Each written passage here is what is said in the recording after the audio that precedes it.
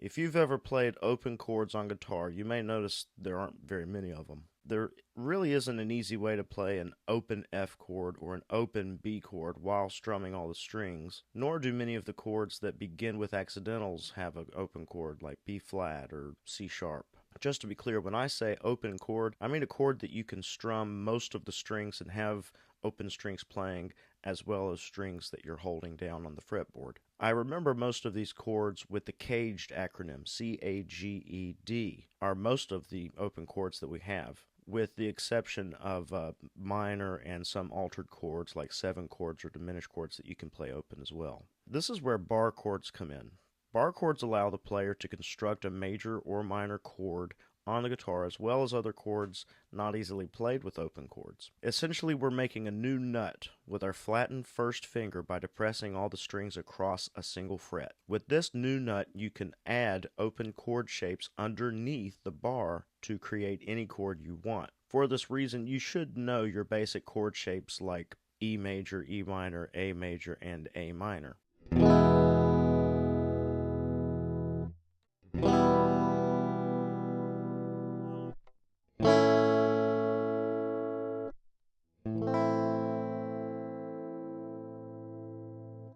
That should get you far enough for now. I want to add this disclaimer so that maybe you can have the best mindset going into this without feeling overwhelmed if it happens. Bar chords are where many guitar players decide to end their journey. Don't be one of them.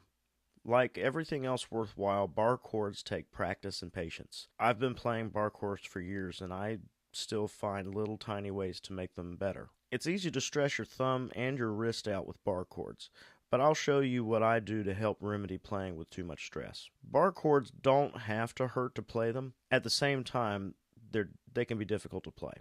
I still don't get 100% of the notes to sound perfectly every time. But with practice, you can increase your chances of playing a solid bar chord. And at the end of the day, you don't have to play all the notes in a bar chord to get most of the sound out. In fact, you can reduce the bar chord, and we'll talk about that later. To make bar chords, it's helpful to know the names of the strings and how to figure out the names of the notes on at least the E and A string. You will use either one of these strings to build a bar chord upon, and if you know the note name of the string, you will know what chord you're playing. To play bar chords, there are a few things we can do to make them more comfortable.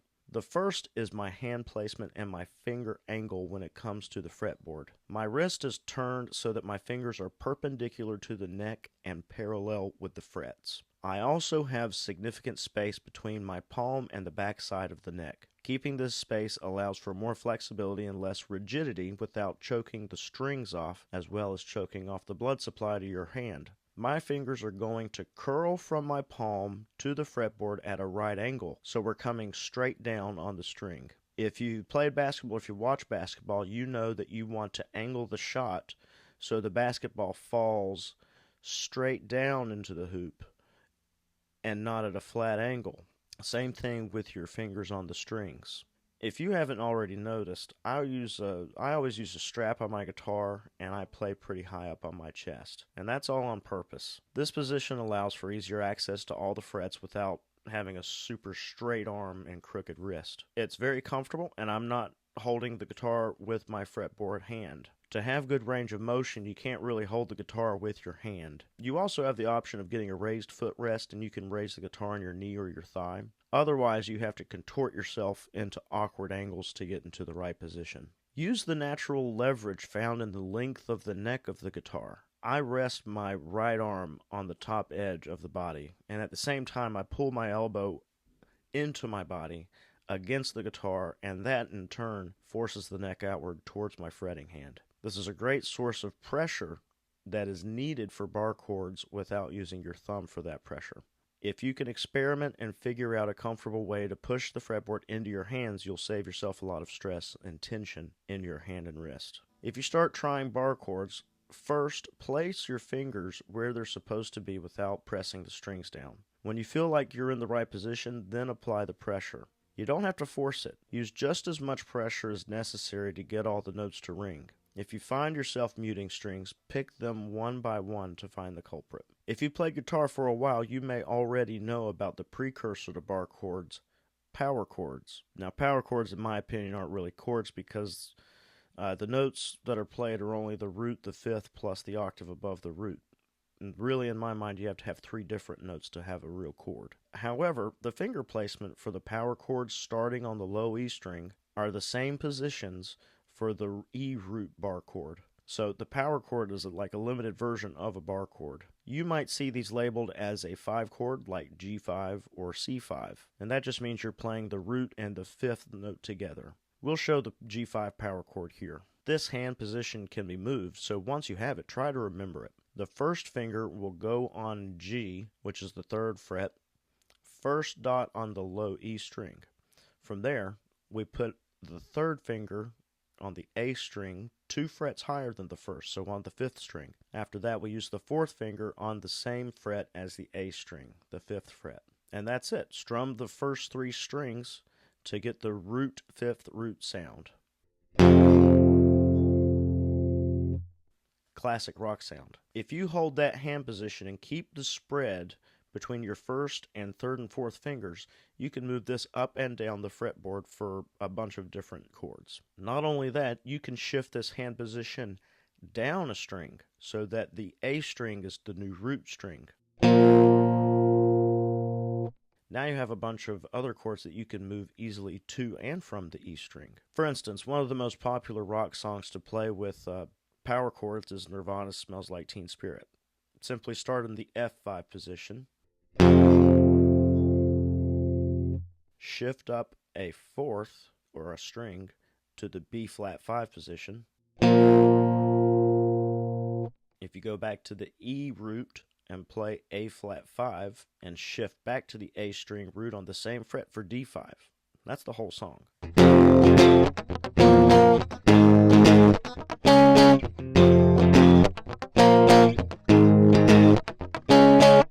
Speaking further on E root power chords, if you use that hand position and then use your 2nd finger to press down the 2nd fret on the G string, you have added the 3rd to the root and the 5th of a power chord, making it a real chord.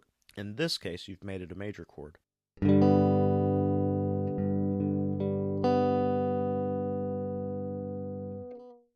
This is a further precursor of the full bar chord. Enough preamble, let's just get to the bars. First, we'll set the foundation of the bar chord, which is the 1st finger. The 1st finger depresses all the strings on the fret. I like to place my thumb opposite of where my bar is. I don't squeeze the neck, I really just use the thumb for stability, more of an anchor. Try pressing down the strings gently and try strumming.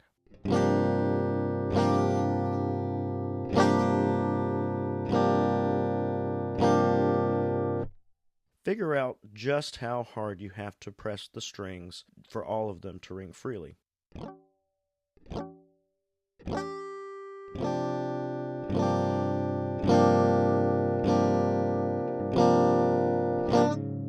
Also, figure out how close to the fret you have to be for all the notes to sound. Typically, the closer you are to the edge of the fret, the better.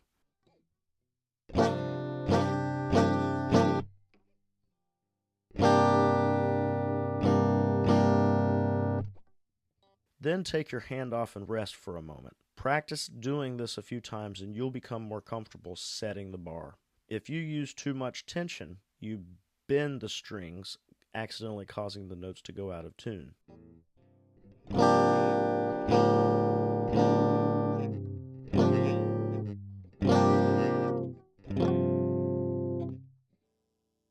Just a side note, the bar in bar chords comes from French bar, I guess, barre, B-A-R-R-E with a funny thing on top of the E. I guess we Americans can call it a B-A-R chord, a bar chord, since we're making a bar with our finger, which is the English translation from the French bar.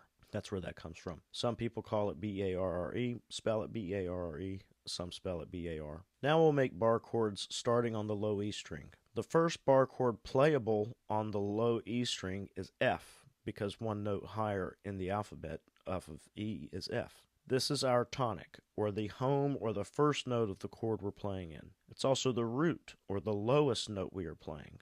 If we make a full bar on the first fret, that begins our bar chord.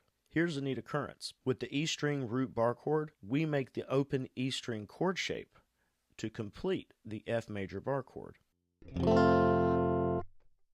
To make this F major and F minor bar chord, simply make the E minor open chord shape on top of the bar. Really, you just take your middle finger off of it. When we make an F major bar chord, the notes from low to high are F, C, F, A, C, F.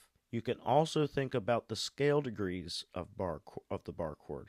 In this case, the E string root bar chord scale degrees are root fifth, root third, fifth, root. Knowing this, you can figure out all the names of the notes in the E string root bar chords. That's the other neat thing about bar chords. You can shift that same hand position up the fretboard just like the power chords and get F sharp, G, G sharp, A, and so on.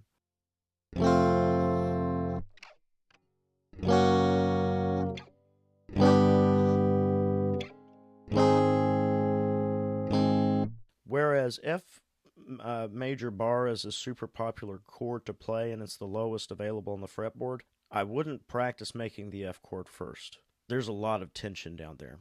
And the tension this low on the fretboard is that's where it's at its greatest. And it can take real pressure to get those strings to sound freely. And I encourage my guitar students to play bar shapes higher on the fretboard, on the 5th fret or past. These frets are closer together, so you don't have to worry about stretching, and there's less tension in the strings to hold down. You want to focus on getting all the notes to sound and become familiar with the shape.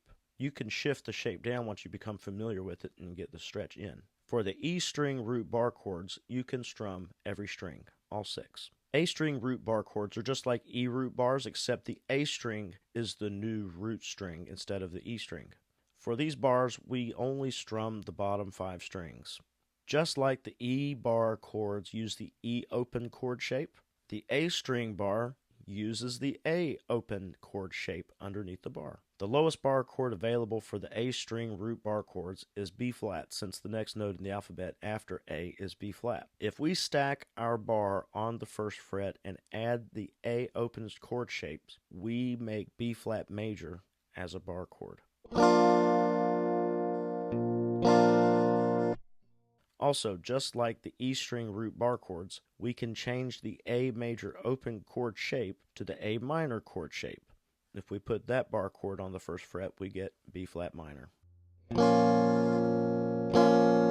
Bar chords can grow in their complexity depending on your knowledge of scales and chords. You can manipulate the individual notes in the bar chords to make others, like the 7th chords, sus2 or sus4, and 6 chords. This is where chord structure and knowing the notes of the chords you're playing becomes important. Eventually, advanced players take their knowledge of bar chords and reduce them down to 3 or 4 tones to make a different sound. This means more interesting intervals, allowing the player to easily change to those individual notes to form new triads. That abandons the full and sometimes cliche sounds we often want to avoid when we're making something new. However, knowing bar chords is the foundation for further expression on the fretboard, other than the standard open chords we hear so much.